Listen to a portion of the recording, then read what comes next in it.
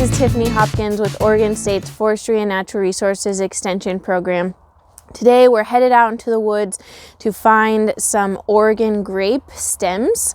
Oregon grape is the flower of Oregon, the official state flower. Although we won't see it flowering today, we will be able to harvest and talk about some of the processing processes, and then we can talk about some of its uses. So let's go. The Oregon grape has a deep-rooted history in Pacific Northwest native culture. It has been used to ease stomach pains, as a blood tonic, an antimicrobial, and a laxative. And the plant is still used for all of these things, but it has also been found to have positive impacts on the liver and as a topical cream for things like psoriasis, among many other helpful benefits. So we have two species of Oregon grape in our region. We have the tall Oregon grape and the dwarf Oregon grape. So the dwarf Oregon grape, or dull Oregon grape, grows 1 to 2 feet, and the tall Oregon grape can grow up to 15 feet tall, though it's more typically around the 5-foot range in height. Both of these plants, shrubs, are stiff, branchy shrubs. They have pinnately compound leaves that resemble holly. They're also leathery like holly and have the kind of prickly edges like holly. The leaves are a glossy deep green on top, and then a little bit of a lighter green to silvery beneath.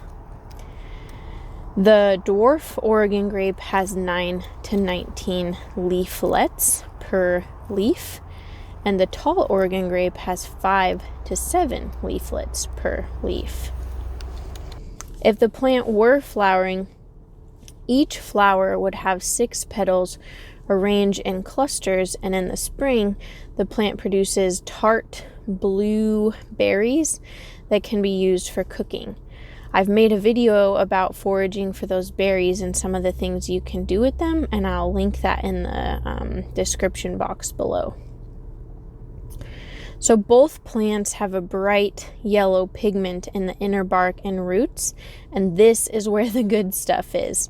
So this is where we find the berberine content, which is an alkaloid known for its potent medicinal properties. So to harvest this plant, there's a few different things that people will do. Oftentimes, and maybe a little bit more historically, people would dig up the roots. And that can be really damaging to the plant. In fact, it's going to kill the plant if you're digging up its entire root system. At a small scale level, it should be fine if you're just using it to make yourself some things.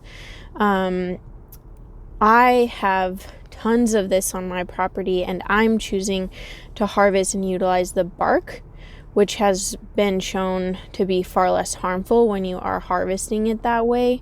And if it can be not harmful at all to the plant as long as you're not over harvesting. So you want to avoid that by choosing a stand with large quantities of Oregon grape, and that will help to avoid over harvesting and to allow that plant to naturally regenerate. It is best to harvest Oregon grape in late fall or winter after there's been seed formation. So you'll want to use pruning shears to cut off the desired amount of plant material, and some of you may be interested in selling these plants to a local buyer. There's a publication that I'll also link below that can help you learn more about that process. However, this video is intended for small scale personal use. Okay, so in order to process the Oregon grape stems that you've just harvested, you're going to strip that top layer of bark with a really sharp knife, avoiding breaking through that bright yellow cambium area. And you want to do this shortly after you've harvested the plant material, because it's going to be much easier this way. So once you've got all of that off, you're going to chop your material into small pieces. There's nothing really scientific about this. It's just going to help the drying process, and then it's going to help in whatever you're going to make once your material is dry. So you can either use a food dehydrator, or you can place your material in a paper bag in a warm location and leave it sit for at least 48 hours. So I'm going to use that method, and then I'll check back in with you once that is all done and show you some of the things that you can utilize Oregon grape for. Okay, so we are back after 2 full days of letting our Oregon grape stem dry out. So here's a piece that I just saved as is, and then I have all of these kind of like crumbly pieces, so just little chips.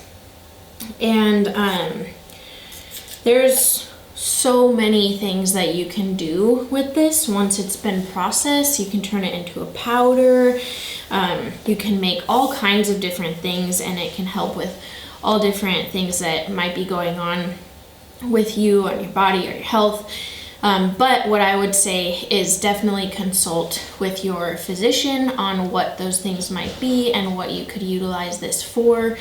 I was just going to say I made a couple of things that my family's going to try, and that is a tincture, which is a really common thing to do with this, and then also a tea. So enjoy getting out into your woods and harvesting this medicinal plant, and I hope you enjoyed this video. Bye!